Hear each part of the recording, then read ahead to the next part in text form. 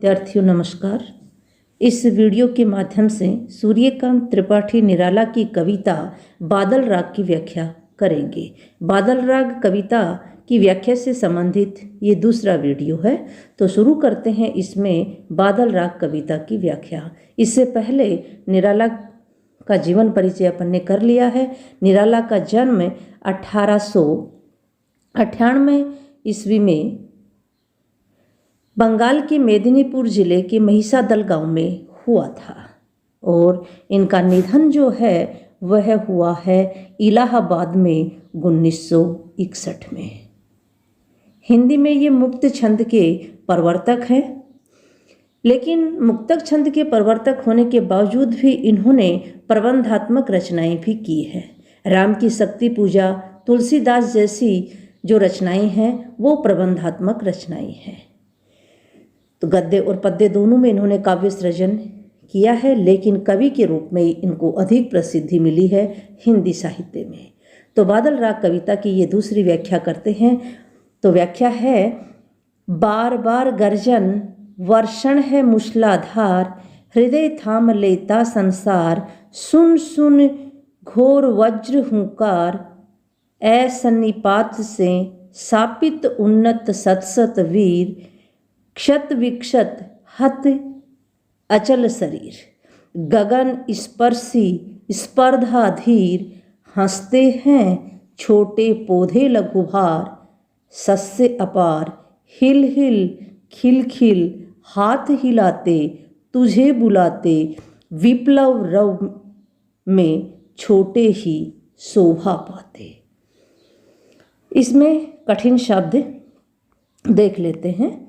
जो कठिन शब्द हैं वो हैं वर्षण, वर्षा,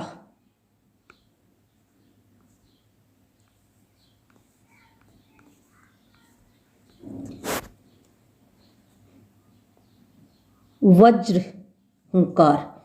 वज्र हुंकार होता है वज्र के प्रहार वाली भीषण आवाज।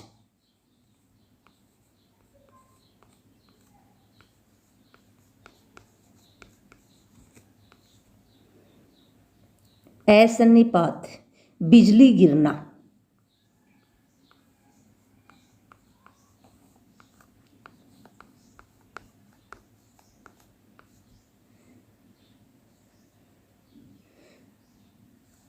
क्षत विक्षत टूट फूट जाना, हाथ मरे हुए या मरा हुआ।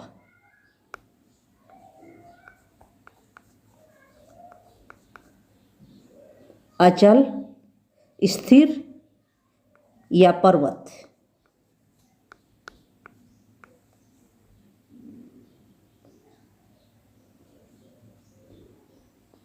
स्पर्धा धीर आगे बढ़ने के लिए व्याकुल।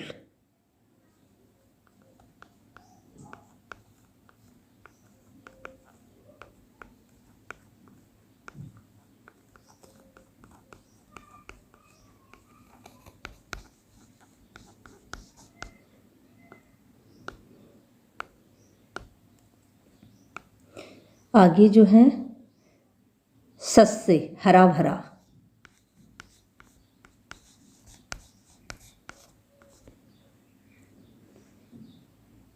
विप्लव क्रांति। रव आवाज।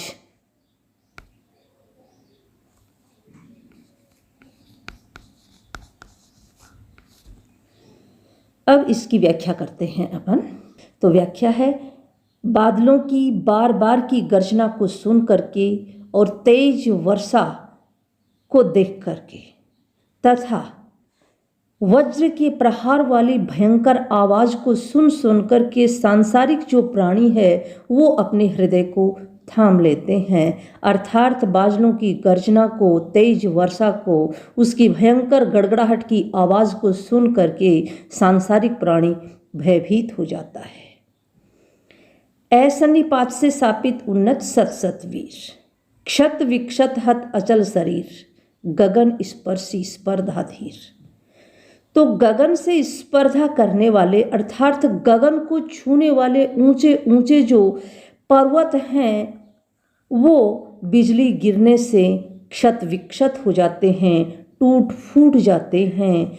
और इसका अभिप्राय ये है कि जो उन्नति के शिखर पर पहुंच चुके सैकड़ों जो वीर हैं, वह बिजली गिरने से अर्थात क्रांति होने से शापग्रस्त दिखाई देते हैं, वो अत्यधिक भयभीत दिखाई देते हैं। क्योंकि जो पूंजीपति वर्ग है, उन्नति के शिखर पर पहुंचे हुए कौन, जो पूंजीपति वर्ग है, वो सब क्या है, क्रांति को देख करके डर जाते हैं, वो शापग्रस्त हो जाते हैं कि क्रांति होगी और अपना सब कुछ छीना जाएगा।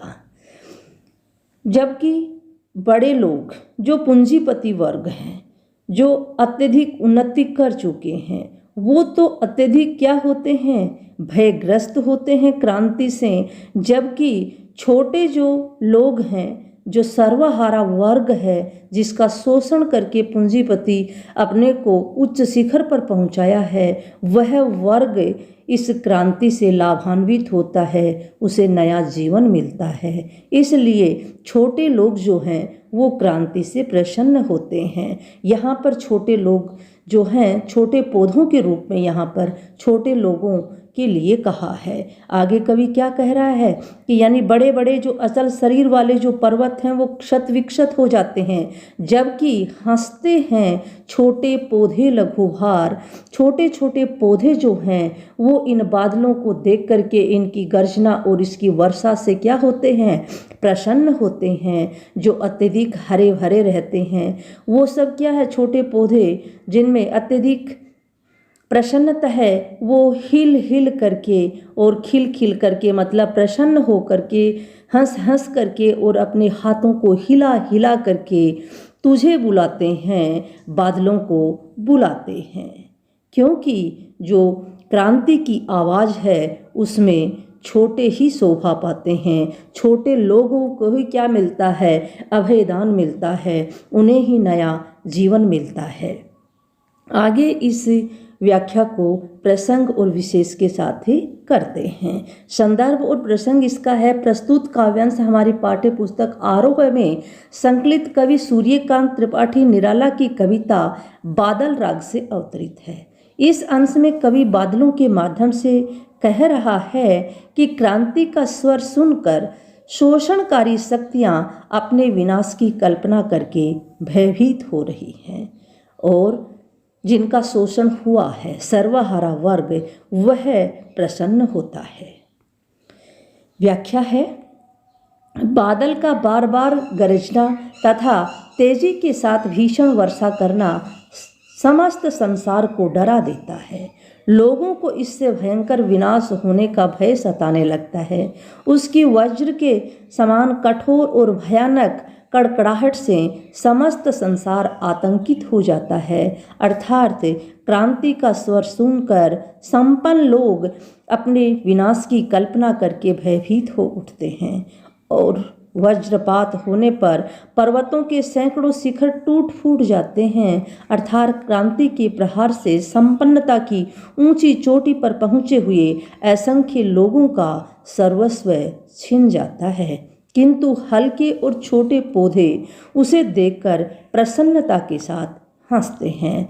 हल्के और छोटे पौधों का अभिप्राय यहाँ पर है जो सर्वहारा वर्ग है, शोषित वर्ग है, वह है। ये छोटे छोटे हरे भरे पौधे प्रफुल्लित होकर हिलते हैं और हाथ हिलाकर तुझे बुलाते हैं, बादलों को बुलाते हैं। क्रांति की आवाज़ बड़ों को डराती है तथा मिटाती है, परंतु छोटे उससे सुख और आनंद का अनुभव करते हैं। इसका प्रतीकार्थ है कि क्रांति संपन्न, समर्थ और सुविधाभोगी वर्ग से उसके विशेषाधिकार को छीन लेती है तथा समाज के दलित और शोषितों को नवजीवन देकर पुरस्कृत करती है। इस प्रकार से जो शोषित वर्ग है वह क्रांति से लाभान्वित होता है। व्याख्या का विशेष जो है वो है, शोषणकारी प्रवृत्तियों के प्रति जब क्रांति होती है तो शोषण करने वालों का साम्राज्य ढह जाता है और शोषित वर्ग को अभ्युदान अभ्युदय होता है। ये रचना जो है मुक्तक छंद की है तथा पुनरुक्ति प्रकाश और मानवीकरण अलंकार है। पुनरुक्ति प्रकाश अलंकार जब एक शब्द दो बार आए और उसका एक ही अर्थ हो, बार बार हिल हिल खिल खिल, ये शब्द एक शब्द दो बार आ रहा है, इसलिए यहाँ पर पुनरुक्ति प्रकाश है। पुनरुक्ति प्रकाश अलंकार काव्य की शोभा बढ़ाने के लिए होता है तथा मानवीकरण हंसते हैं छोटे पौधे लघुवार, खिल खिल हिल हिल हाथ हिलाते तुझे बुलाते। तो ये यानी खिलना, हाथ हिलाना, हंसना, ये सभी मानव की क्रियाएं हैं और यहाँ पर पौधों के द्वारा करते हुए दिखाया गया है, इसलिए मानवीकरण अलंकार है। काव्यांश की भाषा परिमार्जित, संस्कृतनिष्ठ और औच गुण से युक्त है। इस व्याख्या में मैंने दो प्रश्नों को शामिल किया है, जो एक प्रश्न पहली वाली व्याख्या से है, पहले जो वीडियो में व्याख्या थी उससे। ये है अस्थिर सुख पर दुख की छाया। पंक्ति में दुख की छाया किसे कहा गया है और क्यों कहा गया है? तो अस्थिर सुख पर दुख की छाया पंक्ति में क्रांति की संभावना को दुख की छाया कहा गया है। क्रांति शोषण पर आधारित व्यवस्था को नष्ट करती है, इससे उन लोगों का सुख छीन जाता है जो दूसरों के शोषण के कारण संपन्न बनते हैं। शोषक और पूंजीपतियों को क्रांति के कारण अपने सुख साधनों के छिन जाने का भय निरंतर बना रहता है। इस कारण उनके सुख को अस्थिर कहा गया है कि वह स्थिर नहीं है, कभी भी छीना जा सकता है। उस पर दुख की छाया सदा मंडराती रहती है। आगे का प्रश्न है, ये इसी वीडियो की जो व्याख्या है उससे संबंधित है।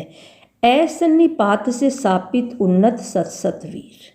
बादल राग कविता में बादलों को असन्निपात से शापित उन्नत सत्सतवीर कहने का क्या तात्पर्य है? यह प्रश्न एग्जाम यानी बोर्ड एग्जाम 2014 में पूछा गया प्रश्न है। इसका उत्तर है, बरसात में बिजली गिरने से जैसे बड़े बड़े वृक्ष धराशायी हो जाते हैं, उसी प्रकार क्रांति से सैकड़ों पूंजीपतियों एवं शोषक वर्ग के बड़े बड़े लोगों का सर्वनाश हो जाता है। उन्नत सत्सतवीर शापग्रस्त हो जाते हैं, यानी उन्नति के शिखर पर पहुंचे हुए सैकड़ों लोग शापग्रस्त हो जाते हैं, उन्हें भय रहता है। इसका तात्पर्य सामाजिक परिवर्तन की व्यंजना करना है कि क्रांति के द्वारा समाज में परिवर्तन होता है। धन्यवाद विद्यार्थियों, आज की इस वीडियो में इतना ही। अगर आपको वीडियो अच्छा लगा है तो चैनल को सब्सक्राइब कर लेना और बेल आइकन भी प्रेस कर लेना।